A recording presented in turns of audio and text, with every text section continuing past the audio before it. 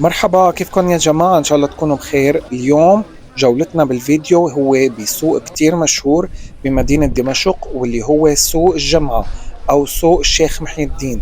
فهذا السوق هو من الأسواق الشعبية اللي كتير الناس بتحب تروح تشوفها، وأنا كمان شخصيا كتير بحب إني أروح لهونيك. فخلينا نبلش جولتنا. طبعا أنا حبيت بلش من هذا المكان بالضبط، من مجمع الشيخ أحمد كفتارو. فنحن هلأ هون على يميننا بالضبط بنلاقي جامع كتير مهم بمدينة دمشق يلي اسمه جامع أبو النور. فهلأ أنا بس أطلع بهي الطلعة مثل ما لنا شايفين بوصل على السوق. نحن هون وصلنا. هلأ فينا نقول نحن على يمين السوق، تمام. هلأ بدنا نمشي على اليسار. فمثل ما قلنا انه هذا من الاسواق الشعبيه المهمه بمدينه دمشق، وبتلاقوا فيه الخضار، الفواكه، بتلاقوا فيه اللحوم، بتلاقوا الادوات المنزليه، بتلاقوا الملابس، الحلويات. هلا انتم حتشوفوا كل هالمحلات هي. انا ما رح احكي كثير خلال الجوله، خليكم تستمتعوا بالجوله وتشوفوا المكان. ويلا هاي بلشنا.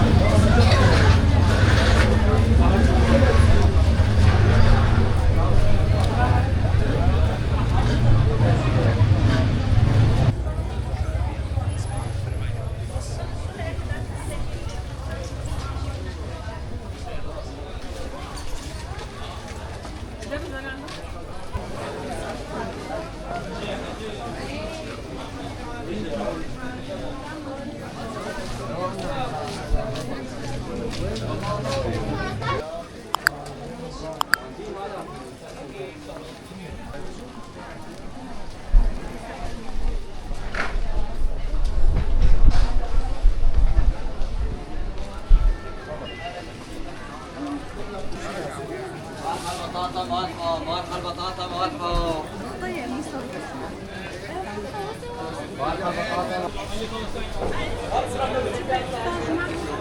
يلا تروح معنا.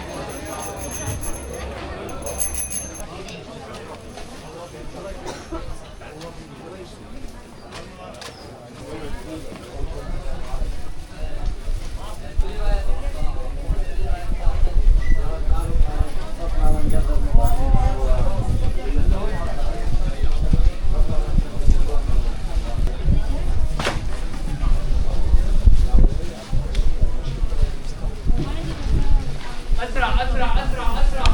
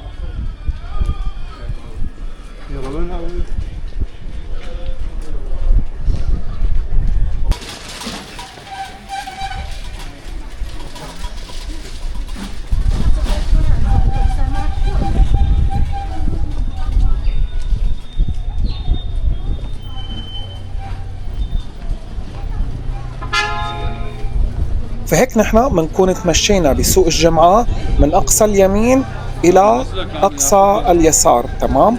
فهيك بنلاقي حالنا وصلنا على منطقة اسمها العفيف، تمام؟ وهون لحاله لسه ببلش سوق تاني كمان أنا صورت لكم إياه وبدي نزل الفيديو قريبا. بس هلأ نحن صورنا سوق الجمعة فقط. إن شاء الله تكونوا حبيتوا هذا السوق، وأنا كتير انبسطت إني قدرت ورجيكم المحلات الموجودة هون والأجواء.